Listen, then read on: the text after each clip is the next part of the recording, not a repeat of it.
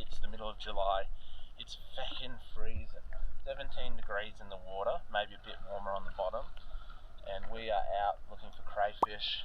It's a crayfish competition. We're at one of my best spots for crayfish. I haven't dove for so long, but apparently it's actually clear. Let's get in and have a look. There we go.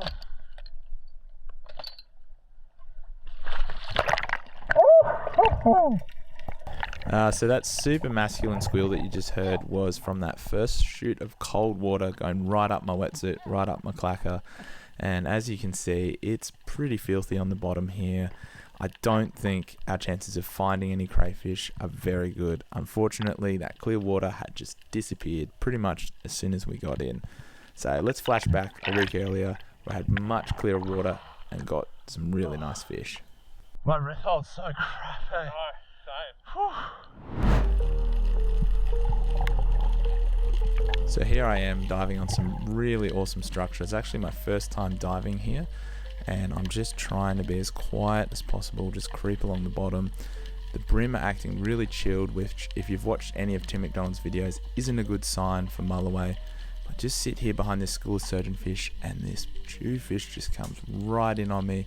I managed to get a really nice holding shot on the fish for my first jewfish over a metre. I was stoked.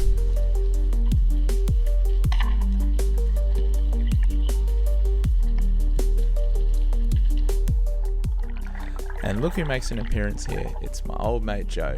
Now you might remember him from some of the first episodes of No Viz. If you've been watching for that long, leave a comment below. I'd love to hear from you.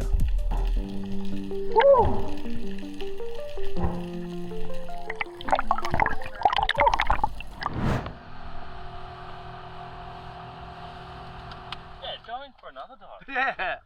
Headed out a bit wider and we're exploring some new spots that Dan gave us, Dan, our line fishing friend.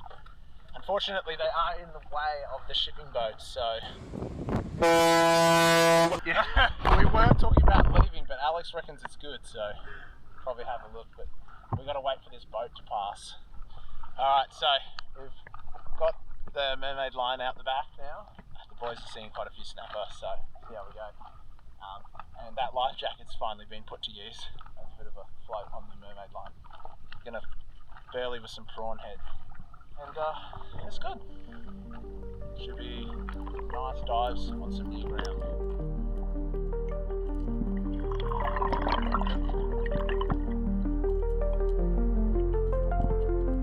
Big Moses perch are definitely not a fish that we see a lot of on the sunny coast, and so when I spotted a couple of them coming towards me, I got a bit of buck fever, but just managed to get a shot in on this guy as he was turning, and man, he took off so quickly, but I could see he wasn't fully reefed up in the cave, so I pulled him out, managed to tear him out, but as you can see, it meant that I had a shot that was just holding in, so I very carefully got him into my hands.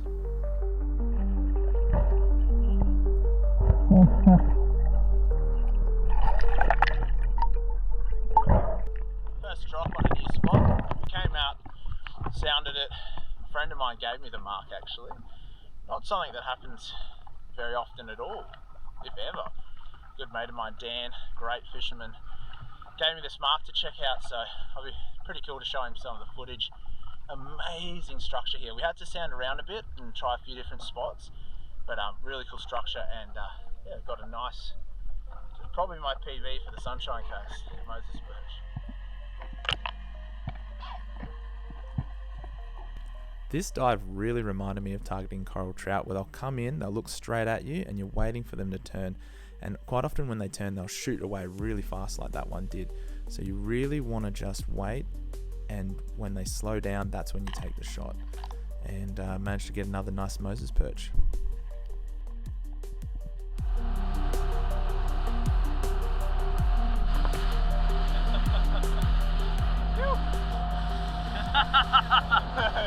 Alright, last spot for the day.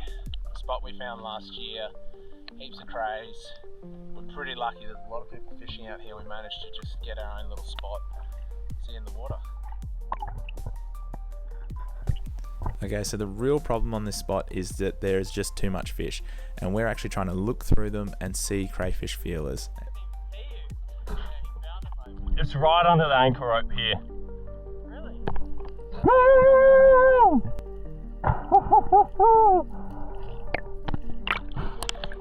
Briefly underneath us here. Alright. Nice. What? Yeah. Oh, solid. Woo. Man, I do love a good coral cray. There's so much fish down there too. Yeah. Alright, we're on here. You can see those white feelers sticking out of that cave. Now Luke's headed down. He hasn't got his gun. His one and only goal is to come back with a lobster.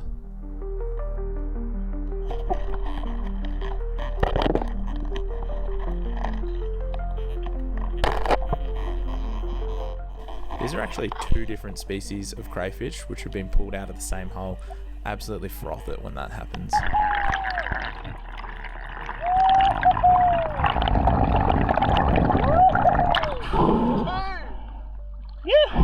That one's a good size. Yeah.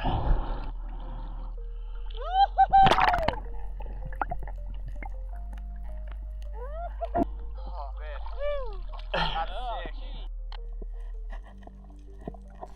If you've seen any of my other cray videos, you'll know finding a dead cray just chilling on the bottom, it's something that never happens until it does. I reckon Alex must have bonked this one on the head earlier. It got away, but not very far.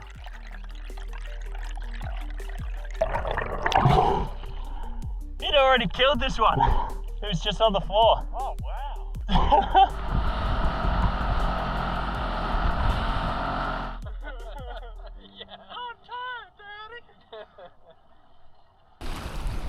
Alright, so Luke's first dive back on the coast for a couple of months.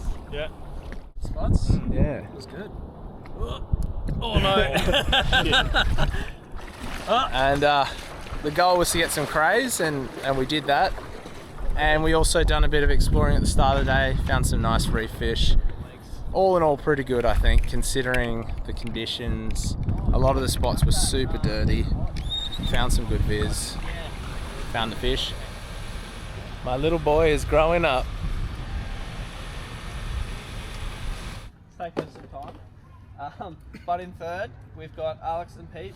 Alex, Thank you, sir. Always a pleasure. very good, very good. Thank you, thank you. And then in second, we have Keish and Sam. Yay!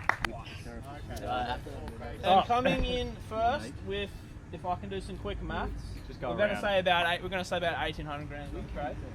We've got Reese and Luke. We got them like 2 hours ago. Well, they'd be the freshest. Thanks, Adam. Did you say last week you went to? Yeah. Cheers for sticking around right to the end, legends. We actually wrapped up the day back at Jack's place with a bit of a seafood cook-up. I also wanted to give a big shout out to Old Man Blue and Noob Spiro for sponsoring our club's crayfish competition. You guys are bloody legends and you're keeping the sport alive.